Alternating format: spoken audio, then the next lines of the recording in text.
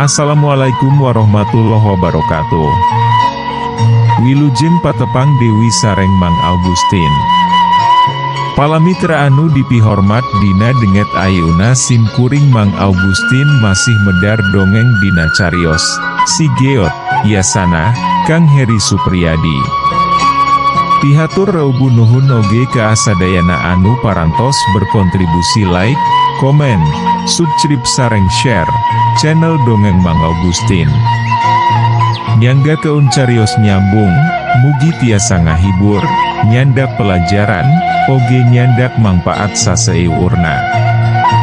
Kirang langgungna disuhun keun karidoana tur tiasa jembar manah ngahapunten sagala rupi kalepatan tur kakirangan. Mugia janten panghibur kana kalbu pangbeberah kana manah. Sareng mugia katampiku sadaya kadang wargi, sok sanao sieu carios Sunda buhun. Mangga nyangga keun. Si Geot bagian ke-50.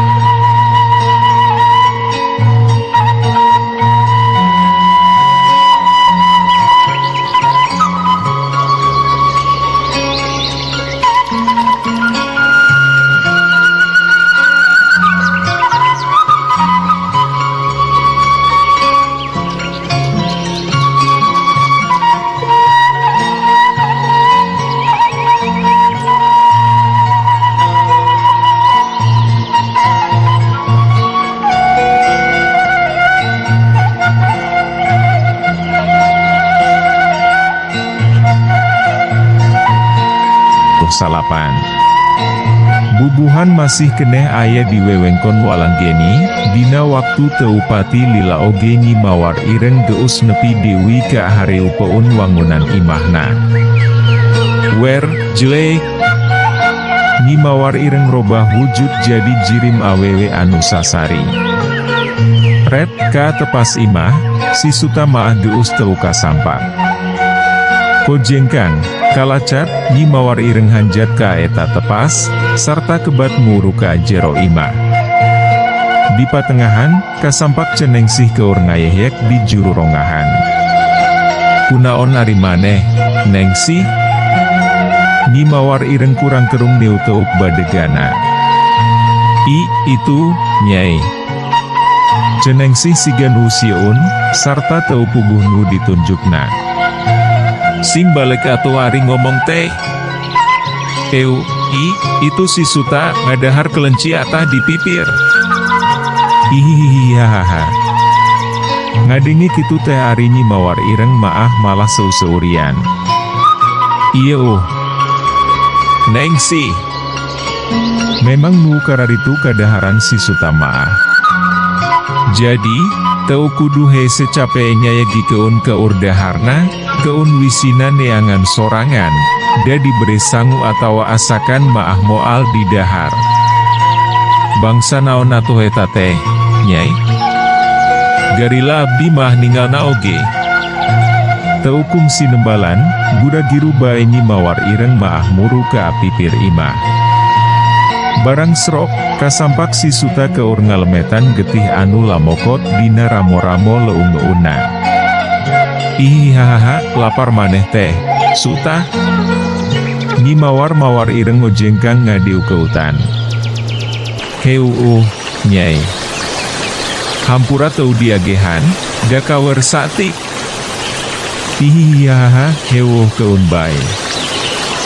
Jeung barina oge, da kaula maah teu beuki daging atah. Lamun arek mere maah pangalakeun wi keur olahaun. Naon olahaun teh, Nyai?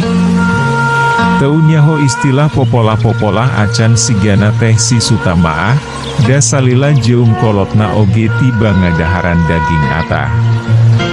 Sanggeus dijelaskeun rada panjang lebar, kakarek si Suta oge umbut-umbutan tandaning ngarti. Jung, kukumbah heula, barau hanyir. Tuh, caina dibelah ditu. Ku kaula didagoan di jero, nya, ceok ni mawar ireng. Si Suta tibang unggeuk. Gedik, muru panuduh eta awewe anu rek jadi pigurueunana. Geus kitu mah kebat bae ni mawar ireng oge ngoloyor Dewi ka ajero imah. Tunda heula kayaan dipanganjrekan ni mawar ireng. Ayeuna, urang buar heula kayaan di hiji kerajaan, anu pernahna kawilang jauh ti wewengkon Walanggeni. Masih keneh dina mangsa anu sarua, tilu kuda anu ditarumpakan ku tilu lalaki, pating kotoplak nyorang hiji jalan anu kawilang lega. Sok sanajan tilu lalaki anu harita keur tarumpak kuda teh kawilang geus araya umuran, tapi saeutik oge teu umurangan kagagahanana. Pakanana estuning harade, ala dandanan abdi dalam kerajaan.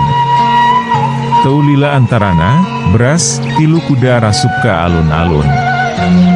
Persis pisan di hareupeun eta alun-alun, ngajenggleng hiji karaton anu pohara badakna. Di sakurilingiunana dipapagerku bebenteng anu wewek kacida. Rek, tilu kuda reureun, sanggeusna anjok ka hareupeun panto gerbang. Dua prajurit anu harita keur jaraga, meh bareng rarengku, kalayan katembongna siga anu ala jerih pisan. Geus kitu mah gura-giru bae duanana mangmukakeun panto gerbang. Sup, tilu kuda ke apalataran hareup karaton. Ningkin atra ayeuna maah, wangunan eta karaton teh pohara pisan agrengna, sok sanajan henteu leuwih agreng ti karaton Walanggeni. Dina bagian hareup eta karaton, ngajeblak tulisan aksara Sunda, anu unina, Karaton Purajaya. Lalaki anu tiluan jerat jelut tarurun. Dua prajurit anu marapak, gura-giru cukcak kana tali kuda, tayohna maah rek diampihkeun kana kandangna.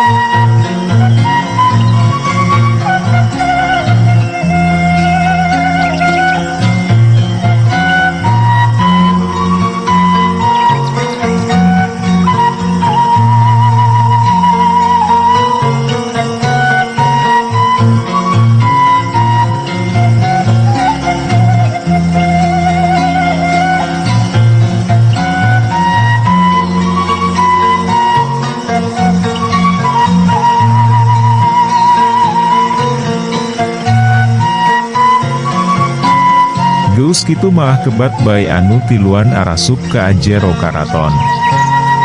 Sanggeus ngaliwatan sababaraha rohangan, serok, antukna maah tiluanana ka rohangan utama. Di eta rohangan, kasampak saorang raja keur diriung ku para abdi dalemna. Di antara puluhan abdi dalem, katembong Prabu Pancerkusumah anu samemehna ngawasa kerajaan Watu Bolong oge aya di dinya. Anu tiluan gancang madep sarta cungcong nyembah raja. Teu langsung ngalek raja oge, siga anu ngahaja mere kasempetan pikeun diuk heula. Anu tiluan narempatan kursi anu masih keneh karosong. Kumaha? Raja mimiti nalek. Leres pisan, Kanjeng Prabu. Saluyu sareng laporan tiki punduh, aya jalmi anu burak-gerikna nyurigakeun. Nanging, saluyu sareng pidawuh salira, abdi mah teu wantun gagabah ngayakeun tindakan, tembal anu saurang. Kudu sagancangna ditalungtik, bisi telik sandi ti pihak Walanggeni. Ari kitu, geus kanyahoan panganjekanana. Nyewa bumina salah seorang warga, Kanjeng Prabu. Masih keneh aya di wewengkon ku seueur karaton. Sabaraha urang? Saurang, Kanjeng Prabu.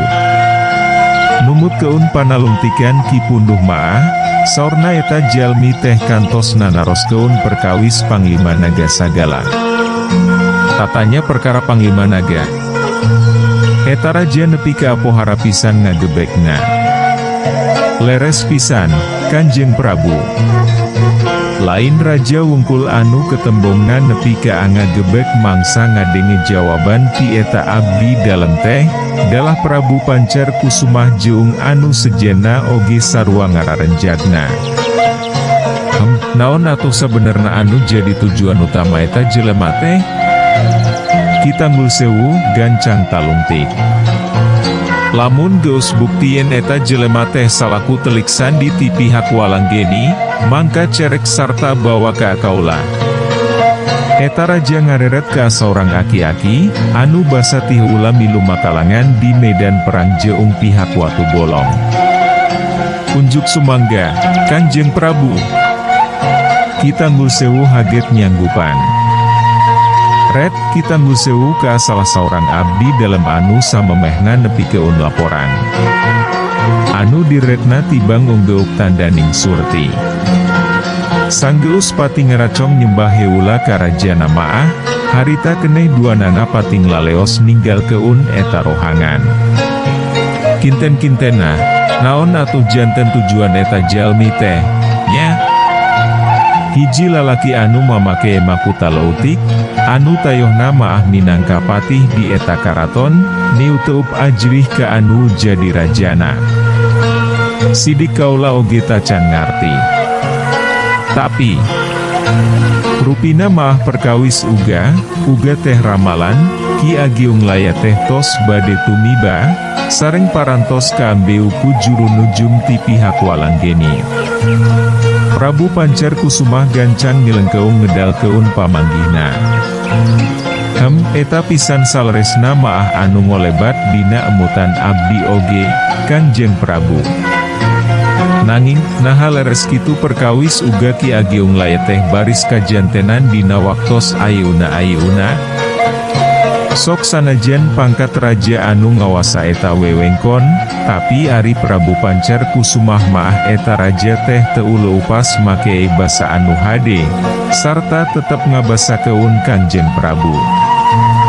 Mugia wiatu, Kanjeng Prabu. Margi, hawatos karahayat salami siruswana masih keneh kumawasa maah.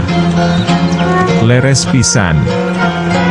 Kawijakan pajek oge kalintang Agiungna saurna teh di wewengkon Walanggeni maah. Kitu pisan, Kanjeng Prabu.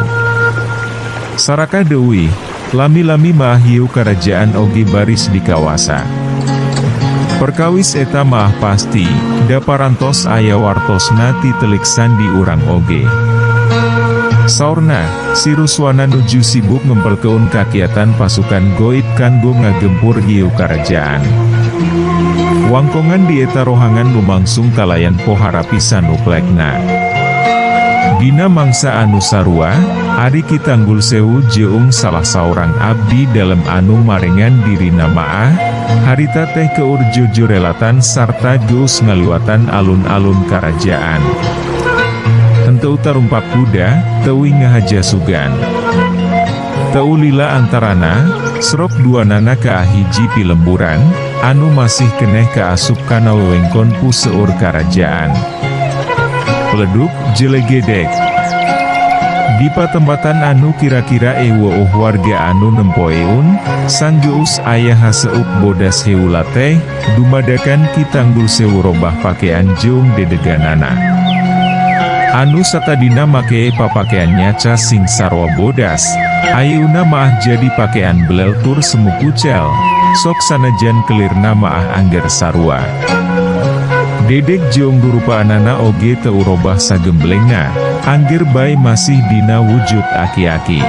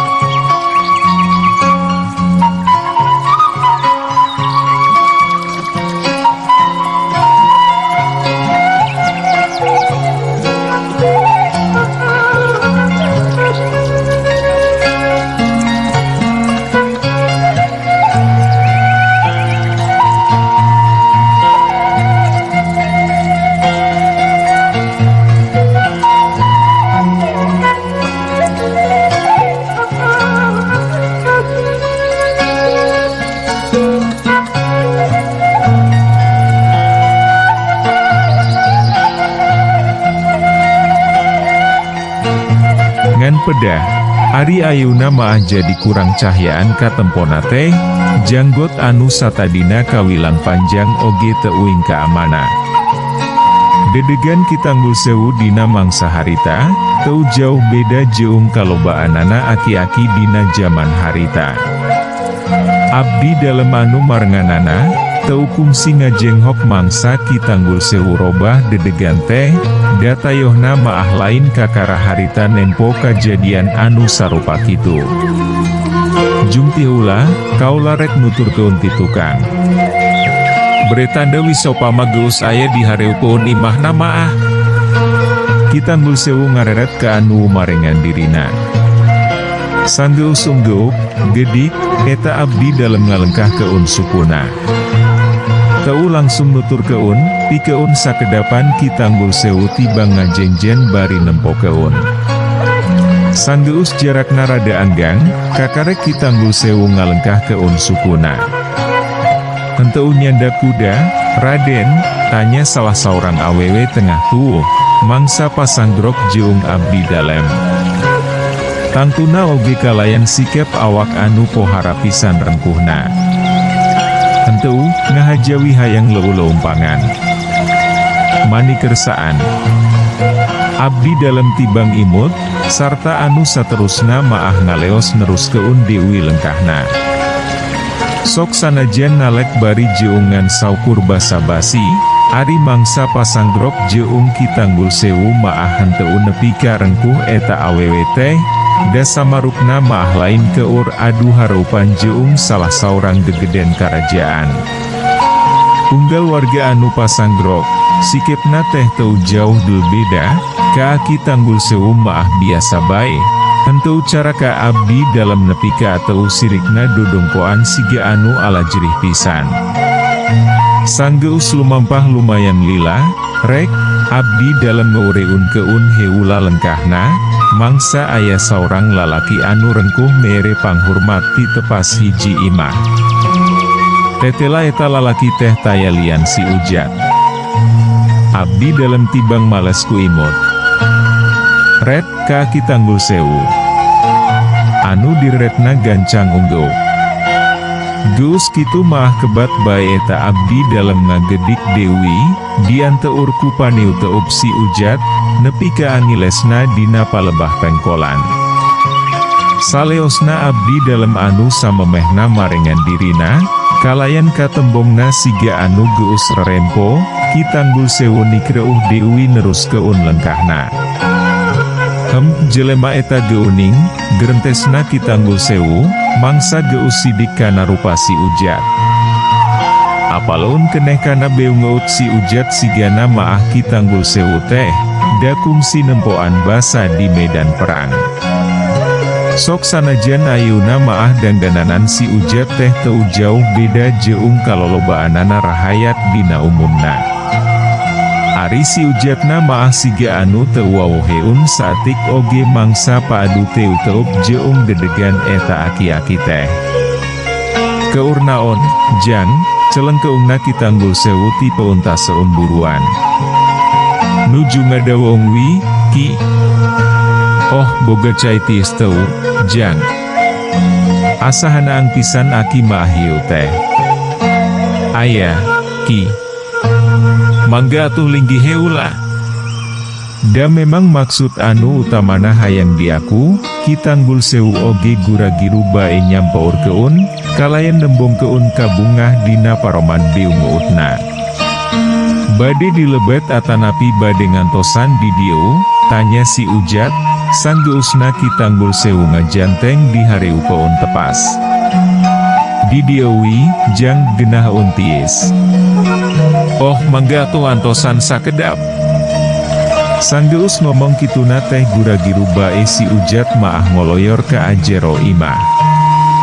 Ari ki tanggul sewu, gek, ngadon diuk dina amparan palupuh anu jadi titilam eta tepas.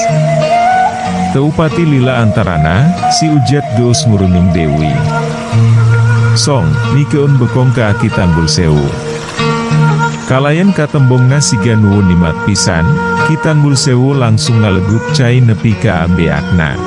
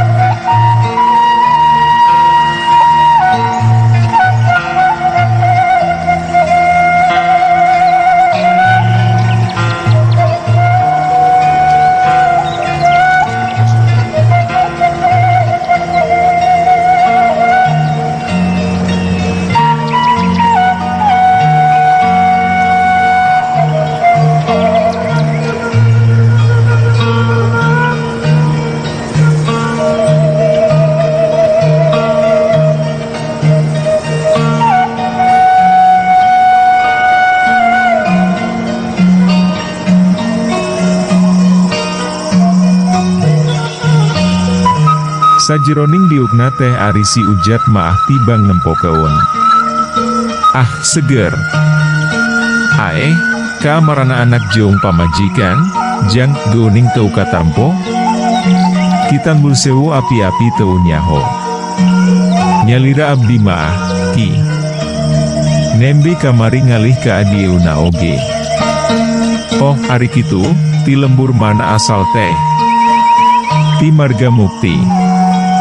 Oh, tapi, nah geuning teu mawa pula warga. Nuju hoyong niskeun pikir ari salresna maah matak dugi ka abdi kikieuan teh, ki, nuju aya masalah sareng pun bojo.